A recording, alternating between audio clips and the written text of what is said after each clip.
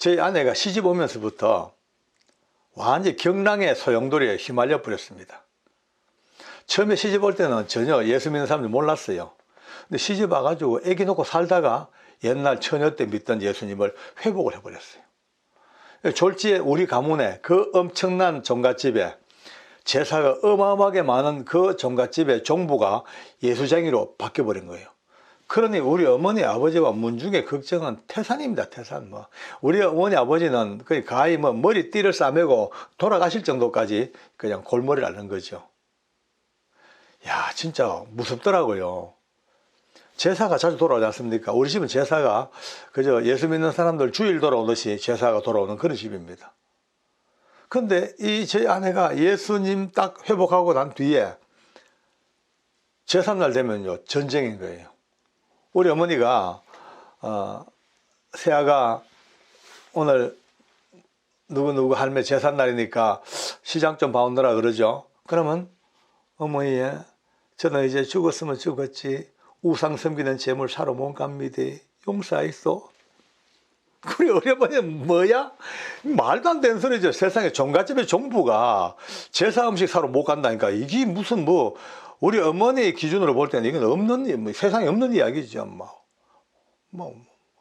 그래도 안 돼. 욕을 해도 안 되고, 뭘 해도 안 되고. 결국은 버티고 앉았는 거예요. 어쩔 수 없이요. 이제 날이 해그름하면 우리 어머니가 급하니까 우리 어머니가 시장 봐와요. 봐서 이제 놓고 와서 그러면 제사 장만 좀 해라고. 그럼 또 그럽니다. 어머니, 저는 이제 죽었으면 죽었지 우상 섬기는 재물 손 못 댑니다. 용서했어. 와, 이건 전쟁이, 이런 전쟁이 없어요. 우리 어머니는 동네 사람들아, 내 말 들어보소. 종갓집의 종부가 제사 못 지낸단다. 야, 온 동네가 그냥 야, 그냥 이제 우리 어머니 아버지는요, 저를 압박을 합니다. 너 어디서 저런 여자 데리고 왔노? 네 책임져라. 개종을 시키든지 아니 이혼하든지 해라는 거예요.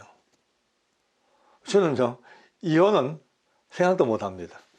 왜냐하면 신혼 저부터 아내가요, 얼마나 좋은지, 아니 선볼 때부터 너무너무 좋아가 눈만 봐도 가슴이 설레고 음성만 들어도 그냥 심장이 부들부들 떨릴 정도로 그 좋은데 어떻게 해요? 그 좋은 여자를 어떻게 이혼을 해요?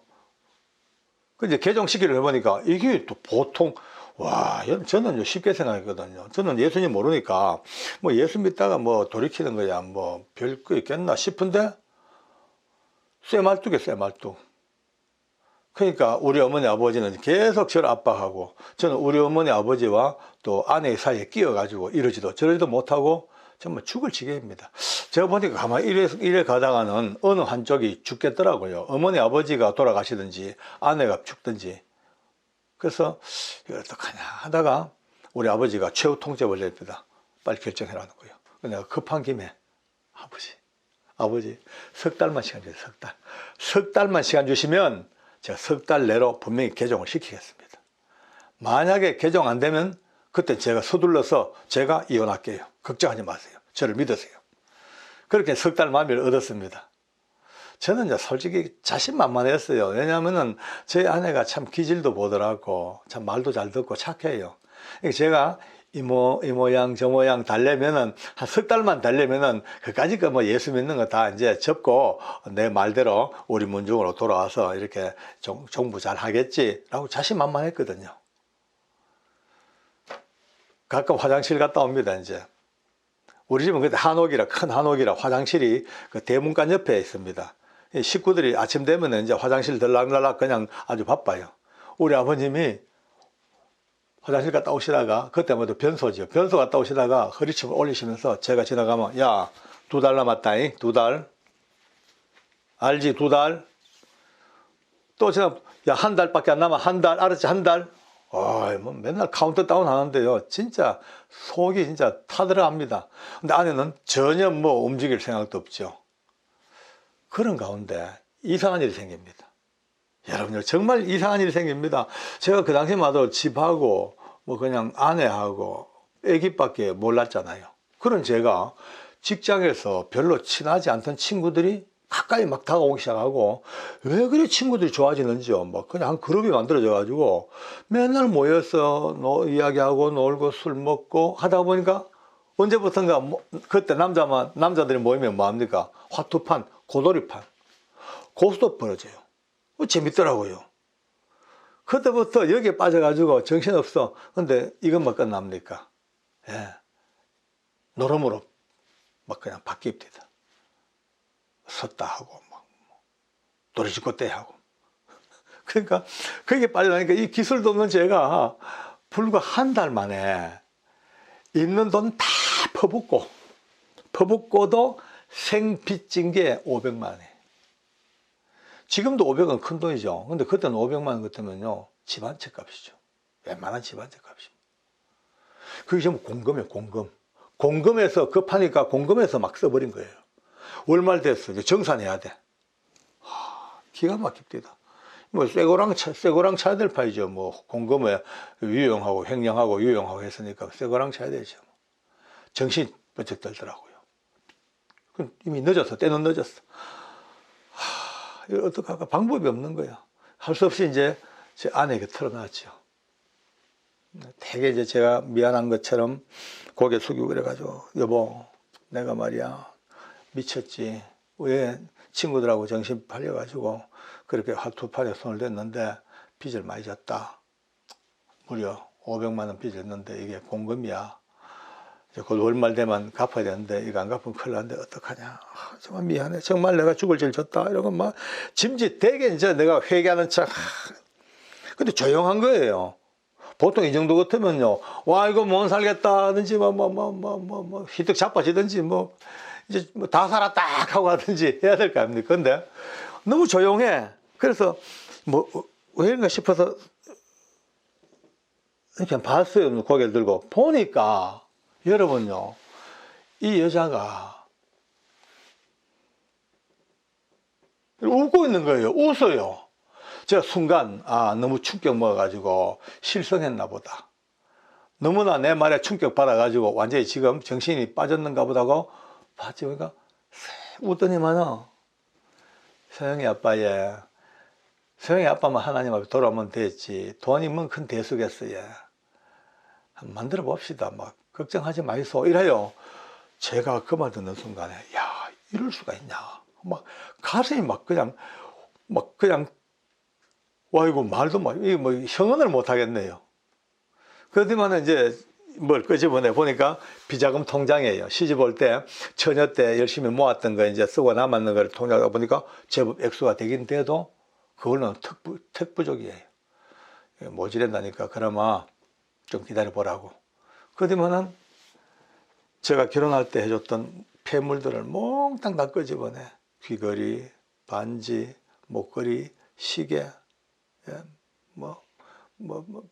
금비년가 뭔가 하고 몽땅 다 싸들고 와서 팔아왔어요. 제가 받겠습니까? 헐값이죠. 그래서 어쨌든 그 돈으로 맞춰서 500만 원을 맞춰서 빚을 갚고 급한 불을 껐습니다. 다행히. 근데 그날부터 저는요, 진짜 거북해요. 빚져도 보통 빚진 게 아니에요. 아내에게 이 창피한 게, 야, 이 남자가 돼가지고, 결혼 기념일이나 생일 때, 이래, 폐물 해주는 사람도 있더라만 나는 그 있는 것마저 그것도 화투빚에 다 팔고, 내 체면, 자존심은 바닥에 떨어져 버렸어. 내가 밀양박가 규종국파 대종갓집의 종손으로서 아내에게 큰 소리 빵빵 치고 자신만만하게 남자로서의 정손으로서의 권위를 가져야 되는데 이제는 이 권위가 다 깨져버렸어. 500 하면 이제 꼼짝 못하지. 500. 근데 아내가 500 그러면 500 앞에 내가 완전히 주눅이 들 판이라. 근데 그때부터 안 된다. 이거 갚아야 된다. 갚고 잃어버린 내 가부장적인 권위를 다시 회복해야 된다. 갚자. 빨리 갚아야 된다. 이제 갚긴 갚아야 되는데 있어야 갚죠. 없잖아요. 그런데 가만히 보니까 갚는 길이 하나 있더라고요. 제 아내가 저희 어머니 아버지에게 그렇게 참 고난의 길을 걸으면서도 죽으라고 예수님밖에 없는 거 보니까 저 여자가 저 예수 믿고 교회 가는 걸 저렇게 좋아하니 내가 교회를 한번 가주면 엄청 좋아하겠다. 그래, 그럼 이걸로 빚을 갚자. 가장 소원인데, 그러면 이제 무한정 갈 수도 없고, 어떻게 몇 번을 갈까? 그러다가 이제 혼자 생각을 해봤어요. 500만 원이니까 한 번 갈 때마다 50만 원씩 까들어가면 10번만 가면은 500원 갚는다. 그래서 나름대로 10번 딱 가면은 이제 빚 갚는 생각으로 제 아내에게 여보, 내일 교회 같이 갈까 하니까 뭐 좋아가 막 펄쩍 뛰는 거예요. 그래서 당신이 혼자 받는 고난이 너무 참 힘들어 보여. 내가 당신의 울타리가 되어주고, 내가 도움이 될 테니까 내가 당신 따라 교회 가게 하니까 그날 막 울고 불고 난리가 나서 너무 좋아가지고 저는 그 다음날 교회를 갑니다. 하면 내 마음속에 50만 원 드디어 이제 차감. 그 다음 주 또 50 차감. 그렇게 이제 계속 500만 원의 빚을 갚는 발걸음을 옮깁니다. 근데 얼마 안 가서 우리 아버지가 이걸 알았어요. 교회 가는 거를. 와, 우리 아버지가 막 그 실망감, 절망이 절망. 저보고 막 너가 왜 교회 가냐고 막. 그냥 아버지, 제가 교회 간 이유가 있습니다. 내가 저 사람 내 개종을 시켜야 되는데 너무 병이 깊어요. 예수 믿는 병이. 그래서 제가 직접 교회를 가서 교회 내 모든 잘못된 부조리나 비리를 전부 수집해가지고 증거를 딱 제시하고 개종시키려고 제가 호랑이 잡으려고 호랑이 굴에 들어간 겁니다. 그러니까 그때서 아버지가 안심을 하시고 어떻더냐 이래요. 내가 많은 증거를 수집했습니다. 곧 끝장 보겠습니다. 그때부터 이제 합법적으로 교회를 갑니다. 이제 내 인생 제일 편안했던 때죠. 그러던 가운데서 제가 이제 10번을 다 나갔어요. 이제 정산돼서 끝났어요. 이제 다음부터 안 나가도 돼. 이제 빚 갚았으니까. 그런데 갑자기 안 나가려고 마음먹으니까 갑자기 뭔가 좀 캥겨요. 갑자기 교회 잘 가다가 발을 끊어버리면 혹시 교회에 무슨 신이 있다면, 하나님 몰랐죠. 그죠? 그냥 하나의 신이 있다면 갑자기 잘 나오다가 발걸음을 끊었다. 그럼 내한테 와가 너 왜 안 나오냐고 나를 꾸중하면 내 되게 어렵겠는데.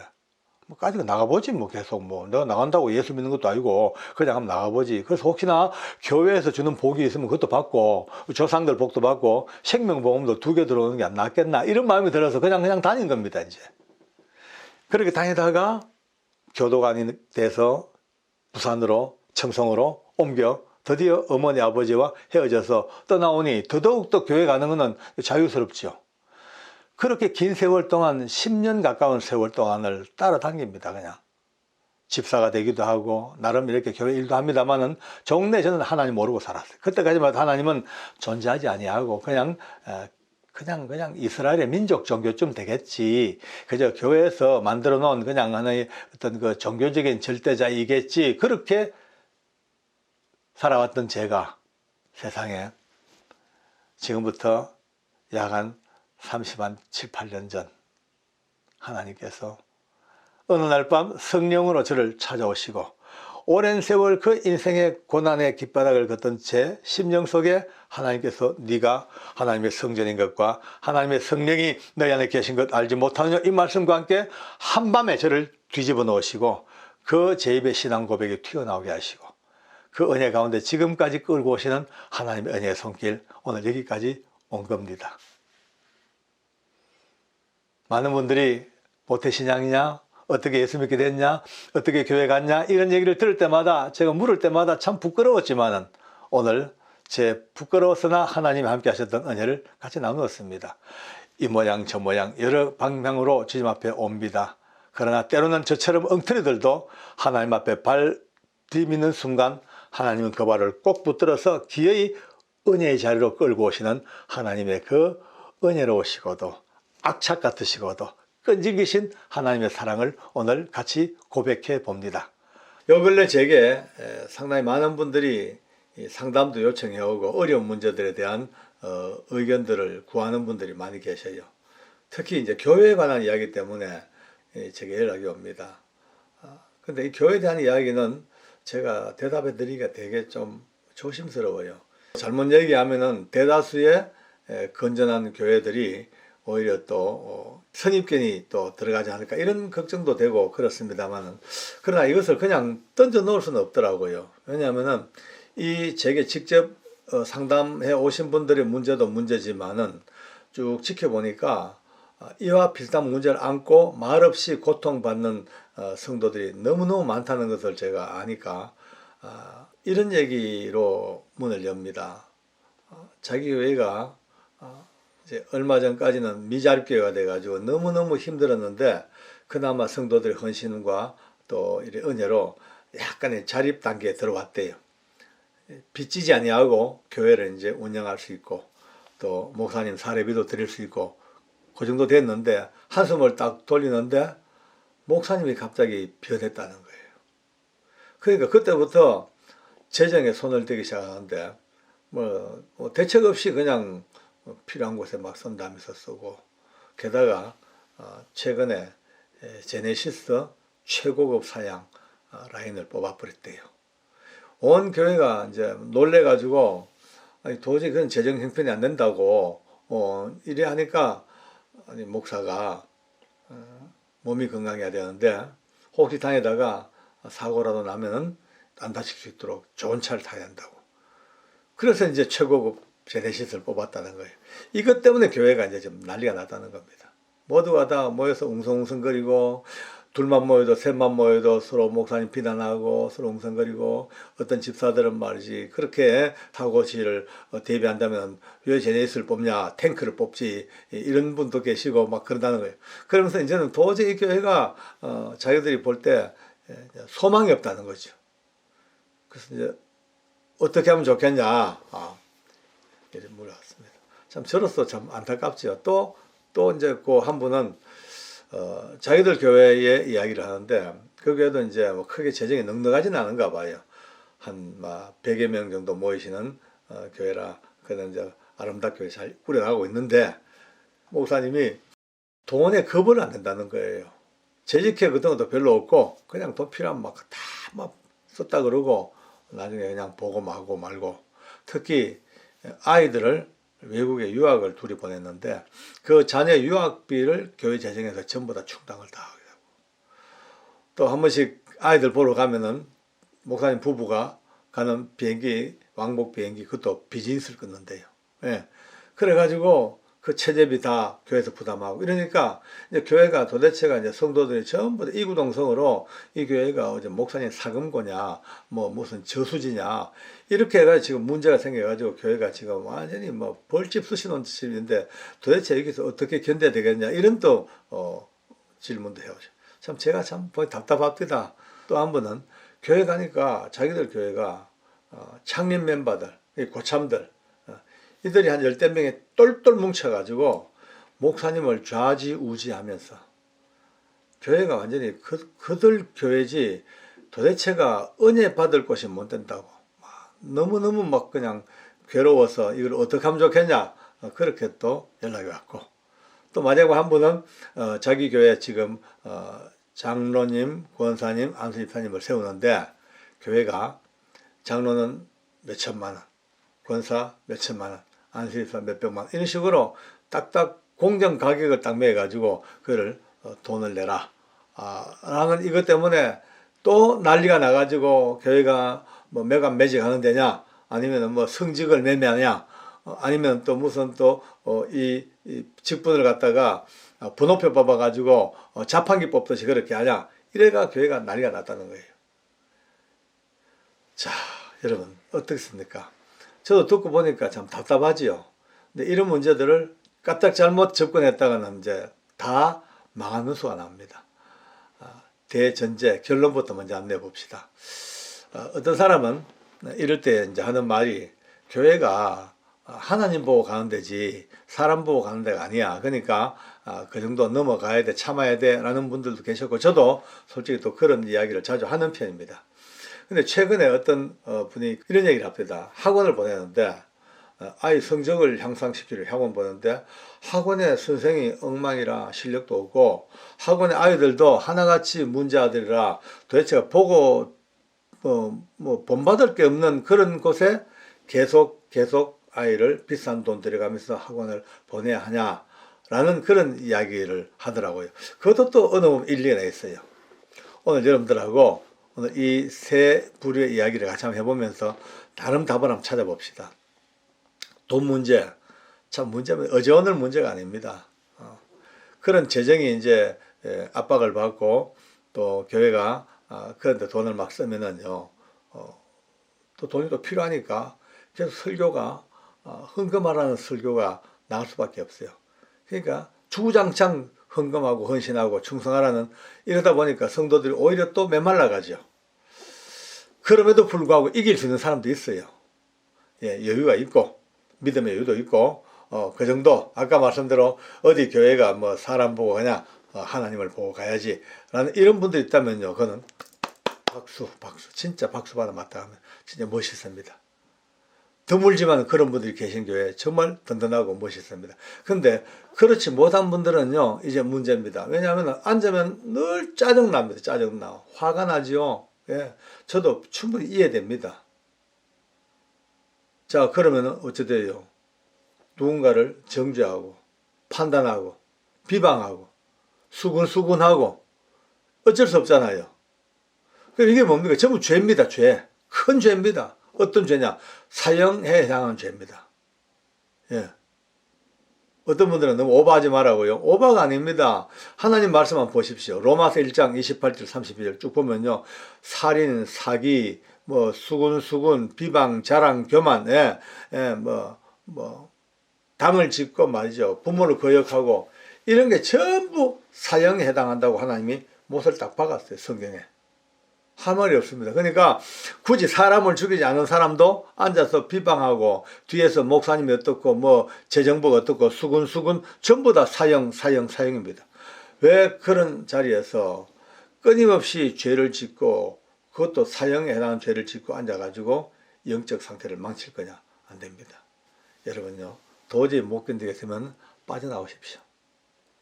조용히 싸우지 말고 누구 마음에 상처 주지 말고 조용히 옛날 어른들 말씀대로 핫바지 방구 새듯이 싹 빠져나오셔서 건전하고 건강한 교회가 엄청 많습니다. 많습니다. 문제 있는 교회보다도 건전한 교회가 훨훨 더 많습니다.